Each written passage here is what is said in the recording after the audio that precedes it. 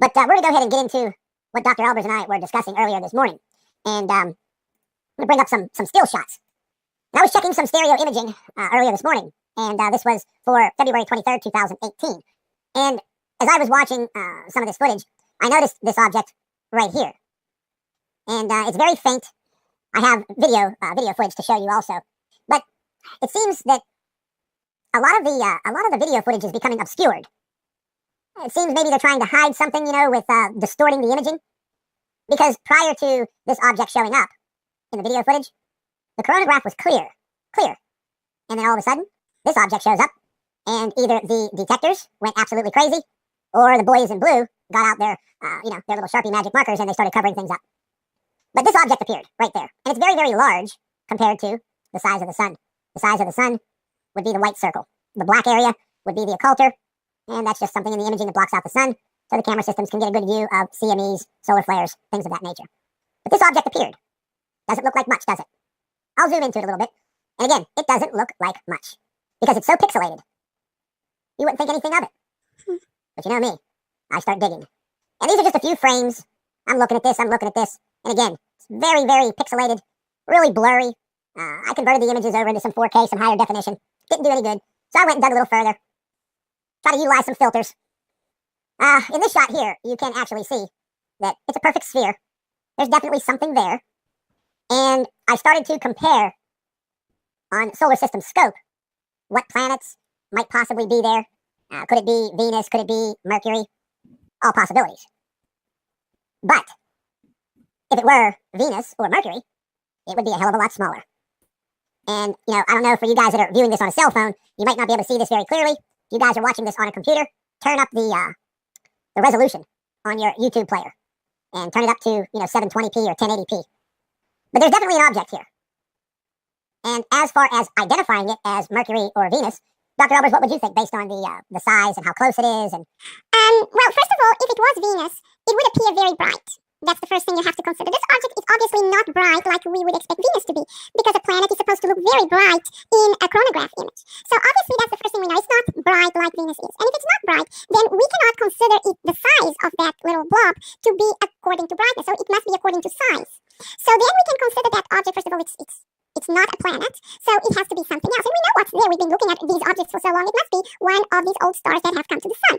And therefore, we know where it is as well. Plus, it seems to be getting covered by all this material that is in the sun's outer corona now and then. So I would say this object is actually a lot closer to the sun than Mercury would have been. Mercury would have been either in the background or way in front of the sun.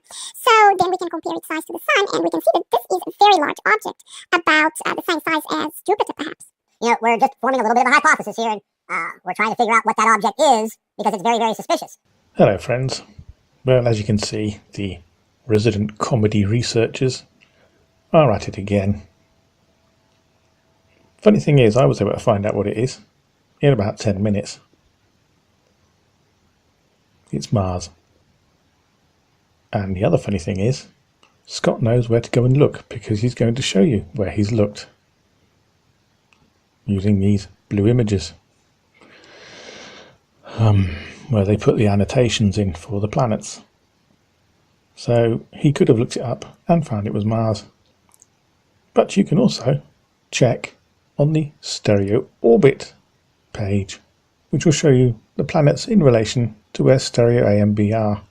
Obviously B isn't functional anymore, but it shows you where A is. And of course, you can check independently where planets are in relation to stereo A. So it's no good saying that NASA is trying to cover things up, which he's going to do later. We're looking back to December 20th, 2017, just 60 days ago. And what do we see cruising across the sky in this coronagraph? What NASA has labeled Mercury. Now, I'm going to stop it right here.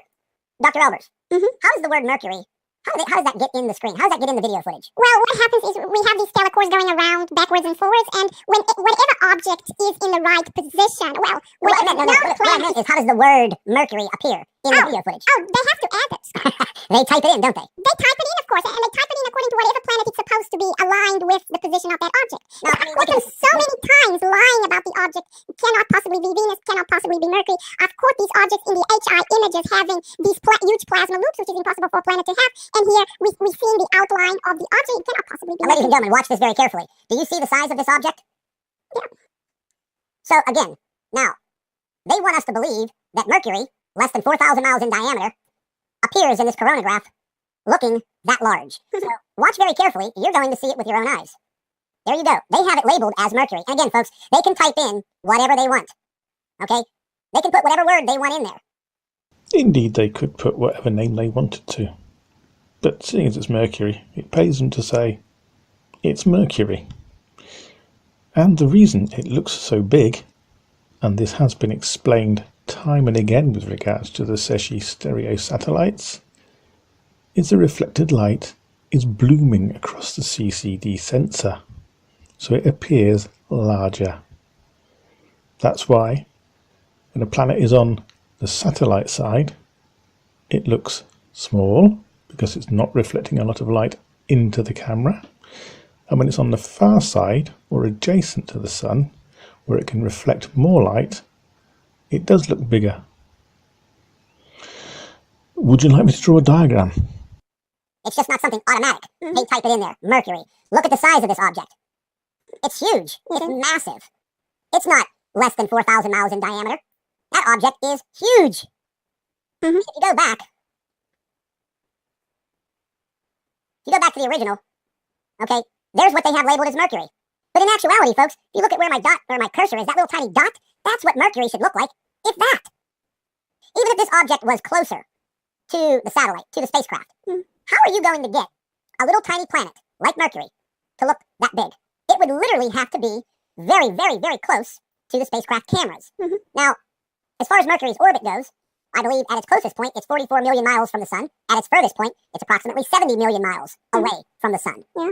So, Dr. Albers, this spacecraft that's taking this video footage, you know a lot more about its positioning and its distance from the sun. So, you know, with your mathematics skills, where would this spacecraft be? How far away from the sun? Well, it's the same distance from the sun as Earth. So that's 93 million miles. That's right. Mathematical skills to work out the distance of the stereo A from the sun. No, it's called Google or the NASA site. They tell you. It's not difficult.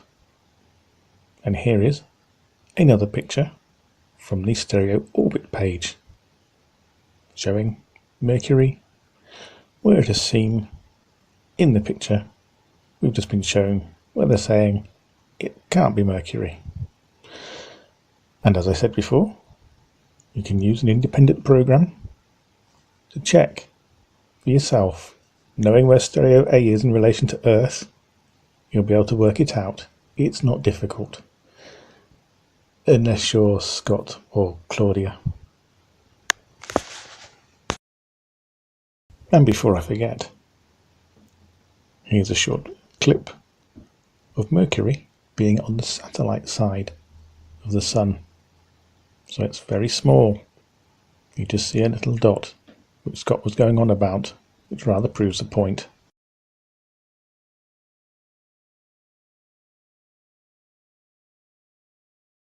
I mean, let's just look at it right here. This is a beautiful shot. And I got some still photographs, folks, that I'm going to show you here very soon. And we're going to show you that this object that NASA has labeled as Mercury, and there's no way a little planet less than 4,000 miles in diameter is going to look that gigantic in this coronagraph. Now, there will be people that say, oh, it was closer to the camera, which would naturally increase its size. Back to angular diameters again, Scott. Well, over such vast distances, the change would be minuscule. But here's another video of Mercury and its accompanying stereo orbit position. It's easy, isn't it? And this is the near side view of Mercury again, so it's very small, with its stereo orbit positions. And here we go again. Same planet, different date, with its accompanying stereo orbit positions. This is great. And once again, Mercury Passing behind the sun. No, it didn't go through it. And here's the stereo orbit positions again. Well, bugger me if it isn't Mercury going across the bloody sky again. And and here's the stereo orbit diagrams. Good grief, what do we hear? It's Jupiter, also reflecting light back at the camera with the Secchi orbit diagrams.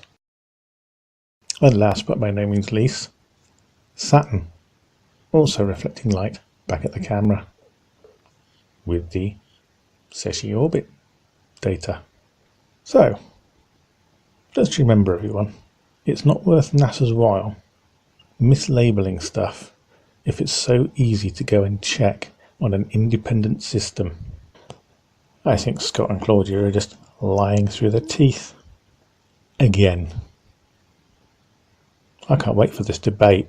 If this is the best you've got, good grief.